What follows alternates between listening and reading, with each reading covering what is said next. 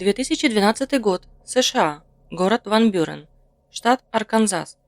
16-летняя Анджела Аллен вечером 11 февраля вышла на прогулку и не вернулась домой. Только на утро бабушка девочки обнаружила, что ее внучка не ночевала дома. Куда пропала девочка? Что с ней случилось? Давайте разбираться.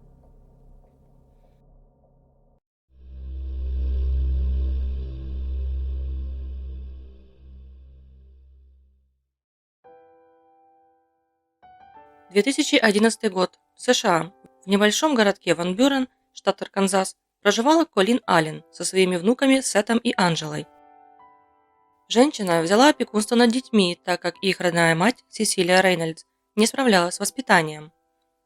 Об отце ничего не известно. Он бросил семью, когда младшему ребенку Сету было всего 2 года. Колин души не чаяла в детях. Они также любили свою бабушку и даже называли ее мамой. Даже будучи на пенсии, женщина подрабатывала, но денег в семье все равно не хватало. Колин получала финансовое пособие на детей. Она старалась обеспечить внуков всем необходимым, но на такие излишества, как мобильный телефон и тем более компьютер, у них денег не было. Дети понимали это и не требовали от бабушки невозможного, но все же им хотелось иметь гаджеты, особенно Анджеле. Ей вот-вот должно было исполниться 16 лет. Девушка росла очень доброй, мечтательной и открытой. Она любила посещать церковь, с удовольствием помогала окружающим, но зачастую была очень наивной и доверчивой. У Анжелы была лучшая подруга Шайен, с которой они были как сестры и очень много времени проводили вместе. У Шайен был мобильный телефон, она вела страницы в социальных сетях, в том числе в Facebook.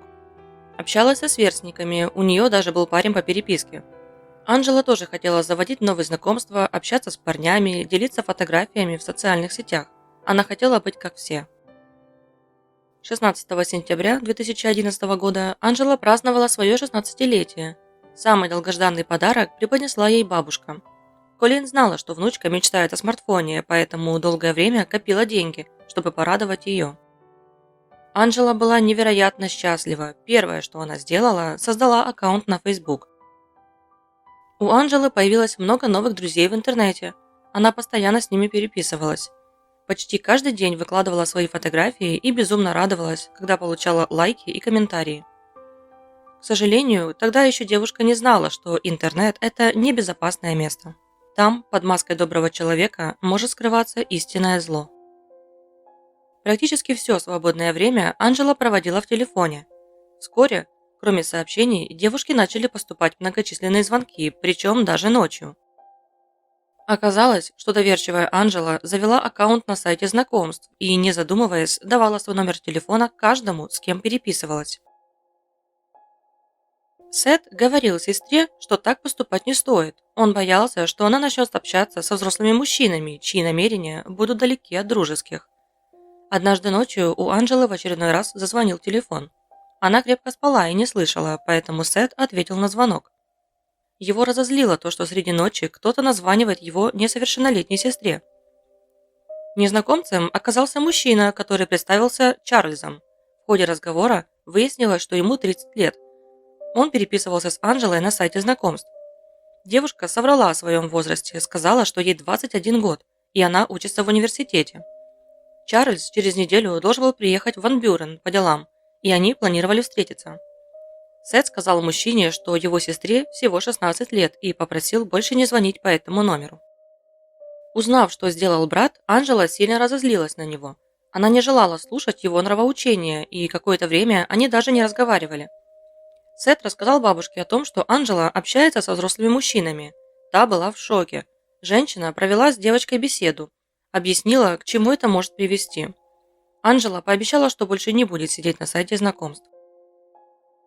Она действительно стала вести себя в интернете более осторожно и общалась только со сверстниками. В социальных сетях ей часто приходили запросы добавить в друзья от незнакомых людей. В их числе оказался некий Джон. Девушке понравилась фотография парня, и она решила принять его запрос. Они начали общаться, и вскоре их дружба переросла в интернет-роман. Джон говорил, что ему 17 лет, он живет в Ван Бюрене и учится в старшей школе. Парень с девушкой обменивались не только сообщениями, а и фотографиями. Свое общение с Джоном Анжела держала в тайне, даже лучшей подруге толком ничего не рассказывала. Они переписывались с парнем уже 2 недели, и общение становилось все более откровенным. Однажды Джон попросил Анжелу прислать ему интимное фото, топлес. Она некоторое время колебалась, но все же сделала это. Она считала, что он ее парень, ему можно доверять. Девушка очень серьезно относилась к интернет-роману и верила, что вскоре они по-настоящему будут вместе. На одном фото все не закончилось. Джон еще несколько раз просил Анжелу прислать ему интимные снимки, причем более откровенные. Анжела отказывалась, но парень умело ею манипулировал, говорил, что так она докажет, что действительно его любит. 9 февраля 2012 года Джон пригласил Анжелу на встречу. Он предложил покататься на машине. Девушка с радостью согласилась. Они договорились встретиться вечером на парковке возле больницы. Анжела была безумно рада, что наконец-то увидится со своим возлюбленным. Она думала, что у них начнутся настоящие отношения. Девушка красиво оделась, накрасилась и сказала бабушке, что идет прогуляться, но не уточнила, с кем именно.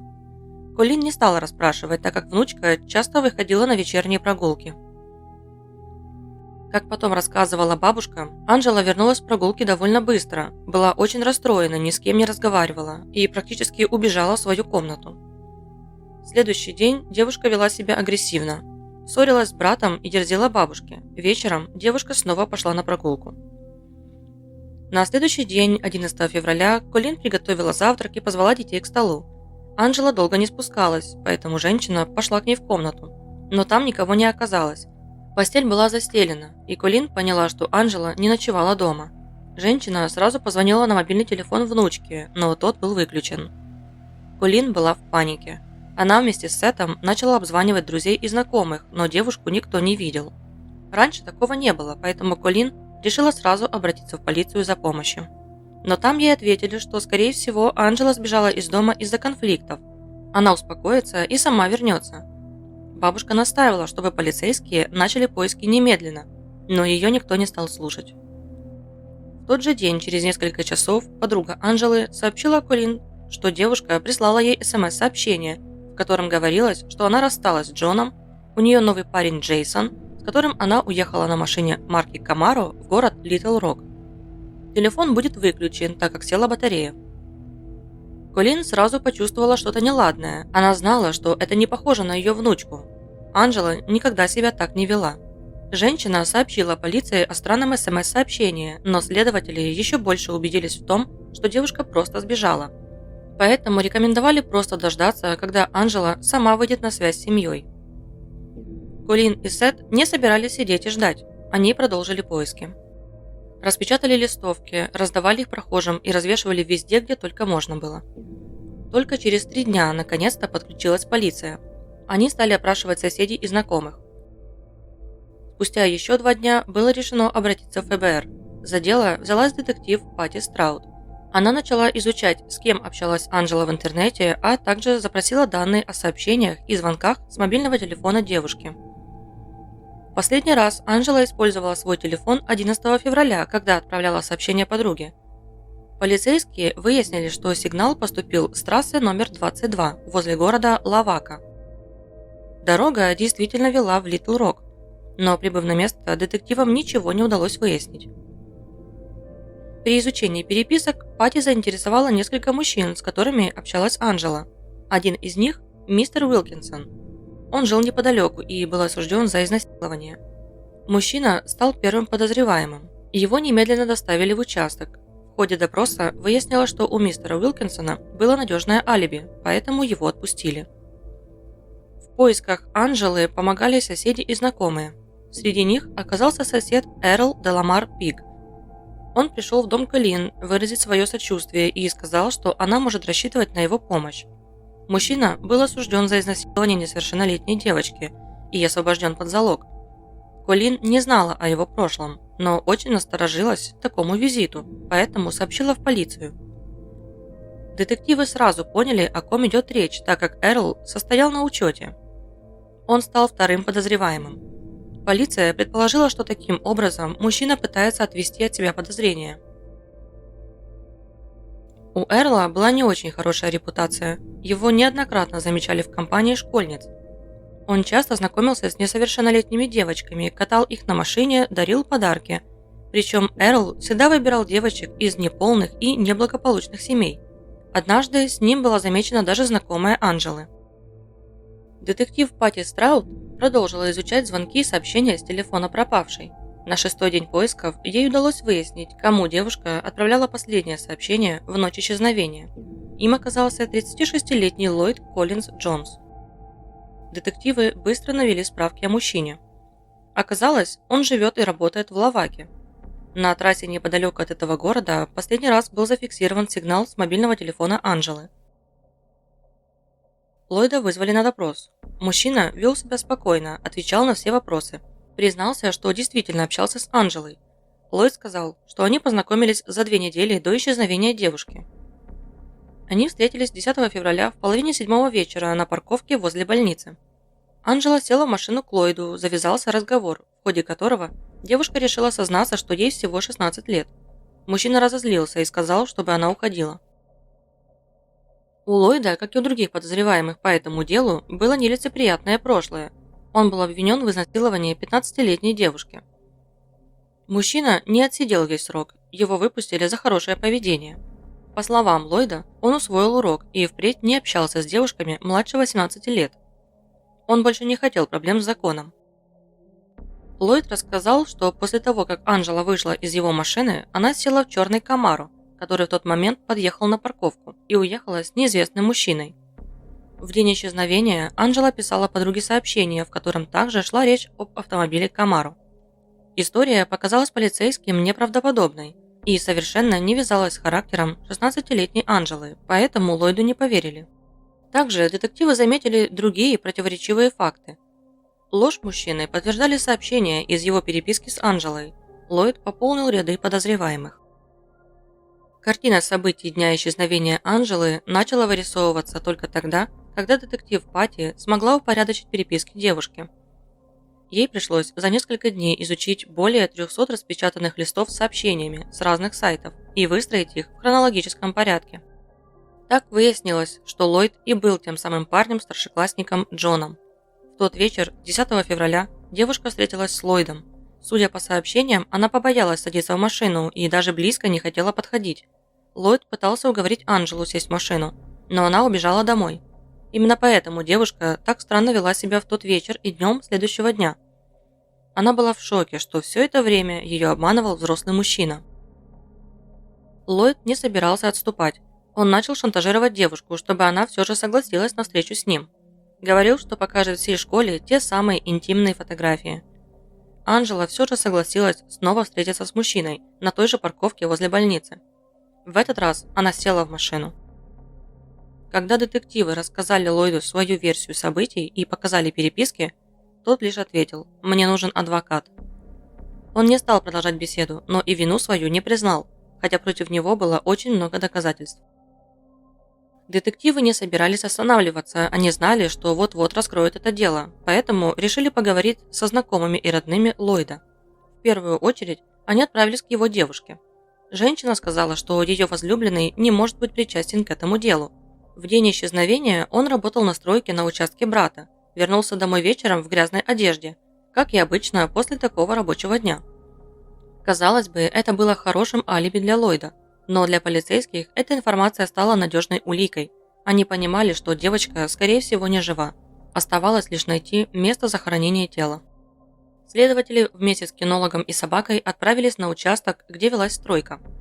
Это оказалась мрачная, недостроенная хижина в лесах Арканзаса. Начались тщательные поиски. Довольно быстро собака взяла след в доме, затем вышла на задний двор и залаяла возле кучи строительного мусора. Сотрудники полиции расчистили участок. Земля была очень рыхлой. Было видно, что ее недавно перекопали. Мужчины начали аккуратно раскапывать землю и обнаружили синюю пластиковую бочку. Открыв крышку, они обнаружили тело Анджелы. На суде Ллойд рассказал такую историю. После того, как они встретились на парковке возле больницы, решили покататься и поехали к реке. Там на берегу они целовались, и в этот момент Анджела решила признаться, что ей всего 16 лет. Ллойд сильно разозлился, толкнул ее в воду и пошел к машине. Обернулся и увидел, что Анжела так и осталась в воде. Подождав немного, он подошел к берегу, вытащил девочку из воды и понял, что она захлебнулась. Ллойд говорил, что он запаниковал, поэтому решил избавиться от тела. Вот только вскрытие показало, что в легких Анжелы не было воды. Она была задушена и изнасилована.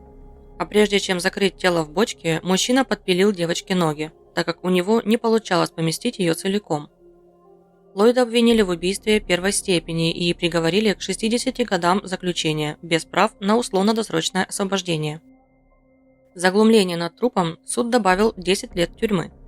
При обыске дома Ллойда была найдена детская порнография, за что мужчине добавили еще 20 лет. Вскоре после заключения Ллойд умудрился сбежать в тот момент, когда заключенных доставляли на строительную площадку, где они работали. К счастью, всего через 3 дня его поймали. После похорон Колин подала петицию об ужесточении мер пресечения для сексуальных преступников и назвала ее «Закон Анжелы», который уже вступил в действие. А вы беспокоитесь о кибербезопасности своих детей? Рассказывайте им, как нужно вести себя в интернете. Следите за тем, на каких сайтах и с кем они общаются. Напишите об этом в комментариях, мне будет очень интересно их почитать.